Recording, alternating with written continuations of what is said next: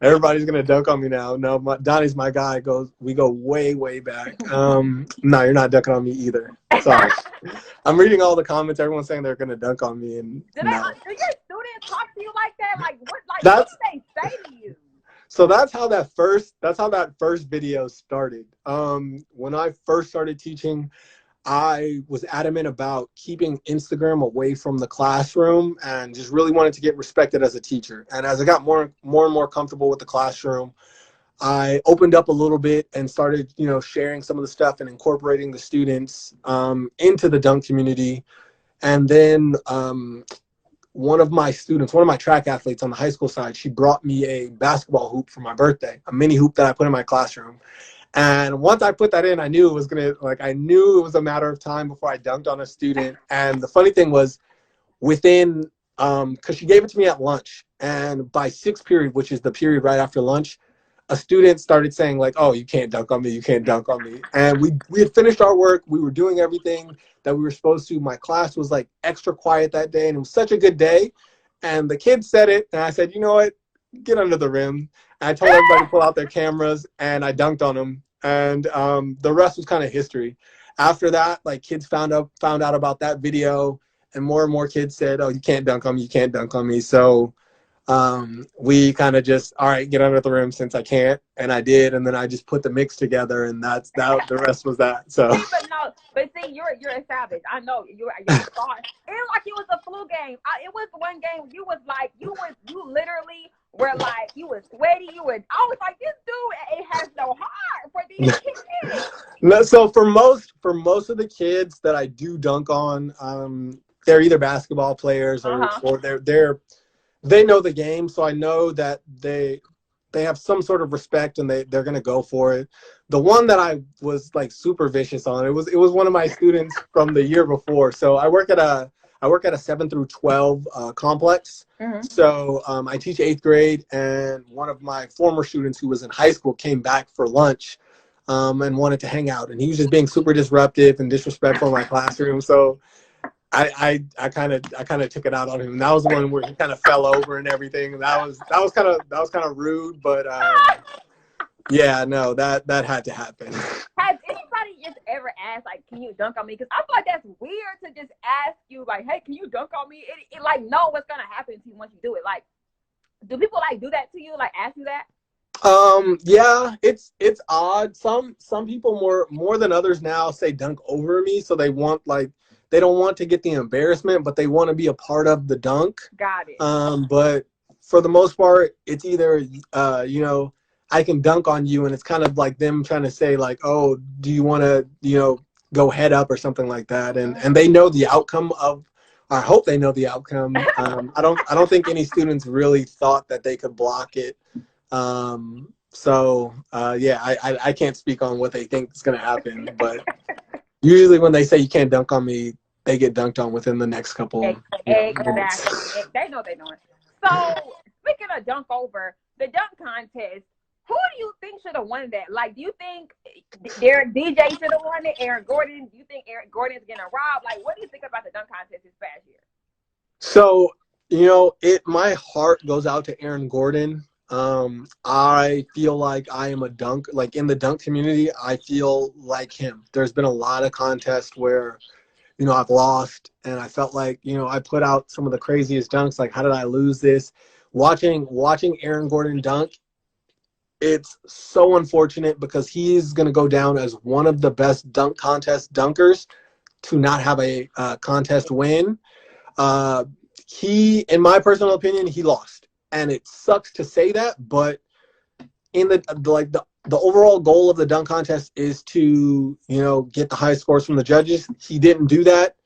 The end. I really try to keep it that sense.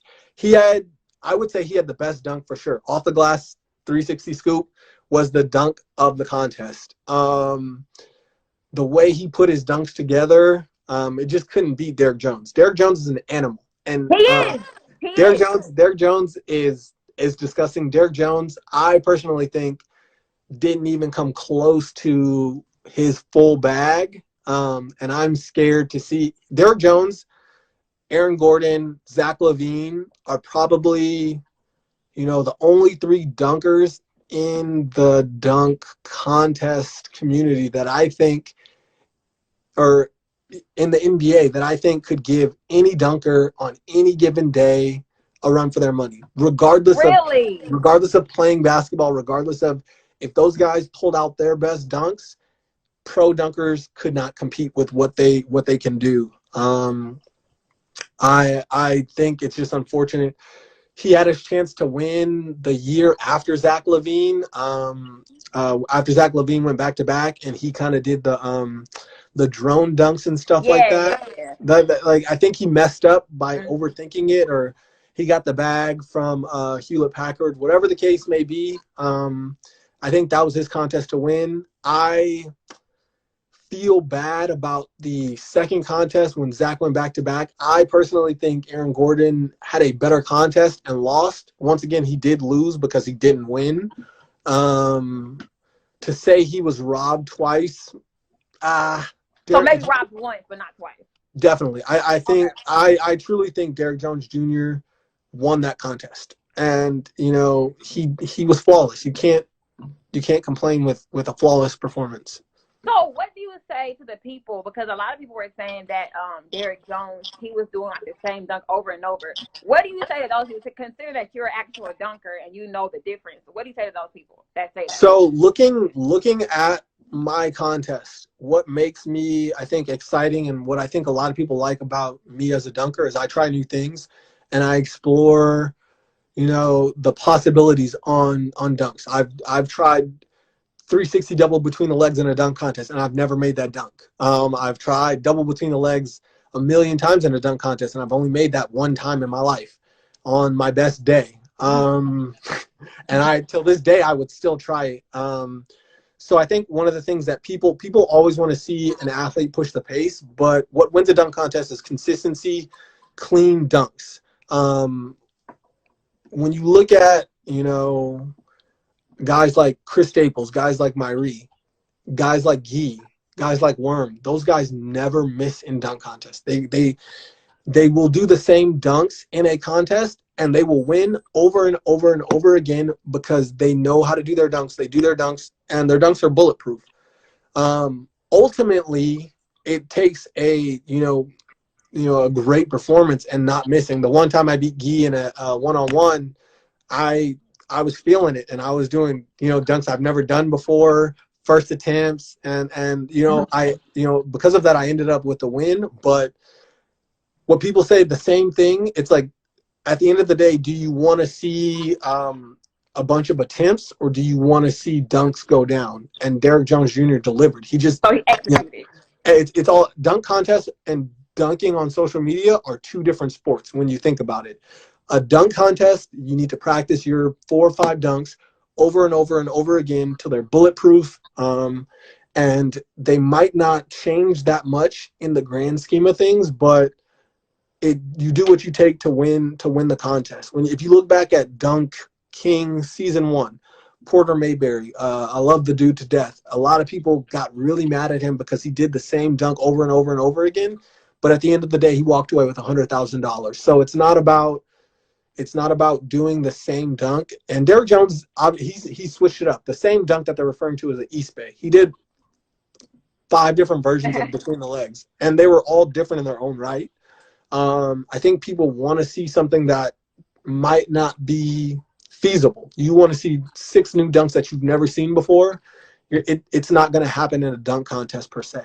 There has to be some sort of consistency. There has to be some sort of practice, and that comes from doing those dunks over and over and over again. So do you think that what messed Aaron Gordon up, that last dunk, was when he didn't fully jump over Taco Fall? It kind of got a little messy when he jumped over. Do you think that's what messed him up at the very end? Yeah, I think because that dunk wasn't clean, it really hurt him, and I think the judges saw that on that dunk. I personally think, and I didn't really get to see the whole thing because I obviously wasn't there at All-Star Weekend. I think once they decided it was overtime, it was over for Aaron Gordon, because I kind of got the vibe he really didn't want to do an overtime, because that's what happened, 3 years ago, and he lost in overtime. So I think he wasn't super excited about having to do more dunks outside of the original plan that he had. So I think once they decided it was overtime, I think I kind of knew that. I was like, oh, this is not going to be good for him, because this is kind of like messing. That's in his head. Like, oh, I lost in overtime again. We're going back into overtime. So I think if he would have done it cleaner, ultimately they would have either made them dunk again or they would have tied him. And I think they would have made them dunk again, which was odd that they did that to begin with. So I think either they need to come up with like concrete rules or crown co-champions or something like that. So we're getting to the last questions, and Okay. I was gonna go through the Q&A, but when I looked through the questions, every question was about how do you increase your vertical. Oh my gosh. Okay. So they want to know, how do you increase it? Got you. So one of the big things I'm gonna say with jump training, almost, or I'll even go further. Anything in life, if you want it, it's not going to be easy. Anything you want that's going to be worth it is going to take some time, and if it doesn't take time, it's not worth it. So it's consistency. It's hard work and consistency. There's no shortcut. There's no secret. It's it's, for me, when I first started getting into jump training when I was 14 years old, the word that I looked up was plyometrics. I bought a book, and I'm gonna see if I can find one of my books here. Here we go. Got it. So the first two books I ever bought when I was like a little kid and I wanted to jump, and it's kind of interesting. The first one is going to be Jump Attack by Tim Grover. This guy was Michael Jordan's coach, and I bought this book. I read it, and it really talks about potentiation. So it's including weightlifting with a jumping exercise followed by a stretching exercise. And then I bought this book, High Powered Plyometrics, and I just learned about plyometrics. And at the time, when all the jump soles were out, and weighted ankle weights and all those things, and everybody was trying to find the secret, I found that, and this really got me into reading about jump training. And the big thing is just kind of, it's about putting that effort in. It's slow, that slow, hard grind. There is no magical secret. I think one of the big things that makes me one of the best jumpers in the world is I train too much. I really think about training 24/7. When I wake up, what am I going to do today? How am I going to get better? So I think right now, especially with the quarantine, buy a jump rope every single day. That would be my advice to kind of like the younger generation. If you can get access to weights or, sleds or anything like that, obviously incorporate that stuff. But jumping rope would probably be one of the first things that I would say do. Okay. So, is that your car? That's not mine. Oh, okay. So Just making sure. I had to check outside to see if I'm good. So, I hope that y'all screenshotted those books, because he said it. Y'all can't say he didn't answer y'all's question now. I'll put them up one more time. There you go. Yeah. Hope y'all are screenshot away. Now, how long does it take until you start seeing results? Like, as far as your vertical goes? I would say for new young athletes, I would say it could happen as early as 2 to 3 months. If you start training 2 to 3 months, you can notice a huge gain. After that, like for me, I went into dunk camp, which is a really cool camp specifically for people that want to increase their vertical leap, that want to jump higher. It's in Utah every summer. So the first year of dunk camp, I tested my vert, and my max vert was 46 inches. I killed myself. I trained as hard as I could for a whole year.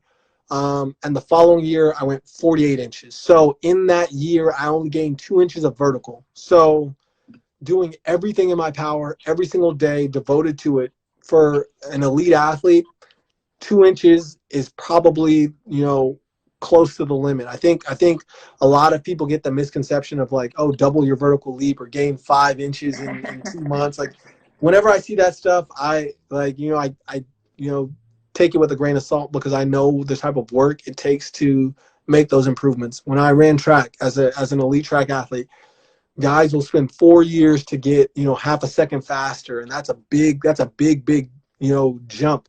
You're talking about your best ever to improve.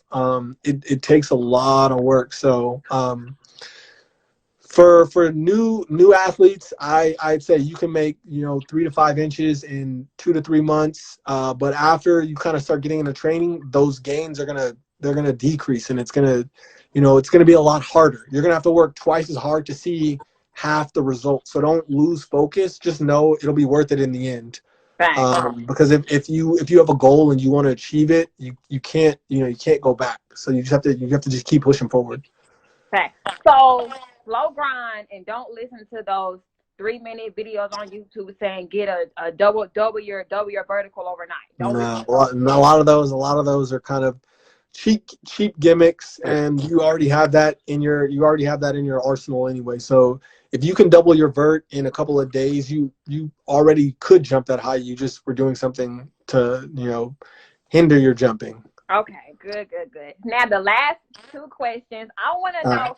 Now I will say I saw your clothing, like your shirts. Those Okay. are hard. Thank you. Those are hard. Actually, I have a shirt here, the Do the Impossible. Oh my. What we can do is after the interview, we'll connect, and I'll get you a shirt. I'll get you a shirt. But yeah, so it's Do the Impossible merch. The big thing with it is just really trying to inspire. My whole branding, Do the Impossible is just really to inspire people to do anything that you believe you can do. When I first started high jumping in high school, one of my friends said I would never jump 6 feet. And, I worked super hard to prove him wrong. And it's funny, I ended up jumping, 7 feet eventually. So it sounds funny that he said that. But at the time, it was kind of, those things get stuck in your head. And then when I first started my first dunk contest, I tried a double between the legs dunk.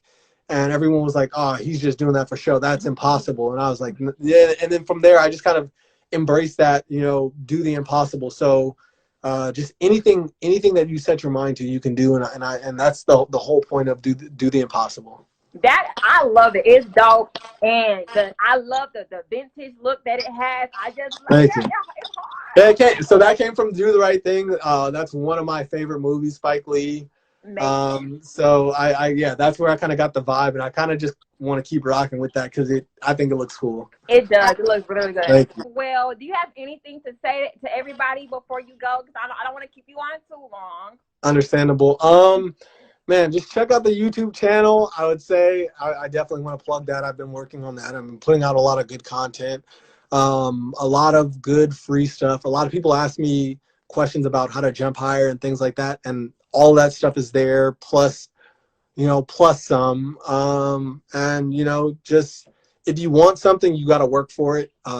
Anybody can achieve their dreams if they're willing to work hard enough to, put themselves out there. A lot of times people are afraid to be embarrassed and afraid to look a certain way. Forget that. Do what you love and don't worry about anything else. Facts. And what's your YouTube? YouTube.com/JClarkTheJumper. All of my social media is JClarkTheJumper. TikTok, Instagram, Twitter, all of that. Everything is JClarkTheJumper. So when you said it was permanent, you meant it. Like that's permanent. Oh yeah. Once it hit, and never look back. All right. Well, thank you for coming on here and answering my questions. I really, really, really appreciate it. No problem. Thank you for having me. It was fun. All right. Well, you have a nice night. Okay. You too. Take care.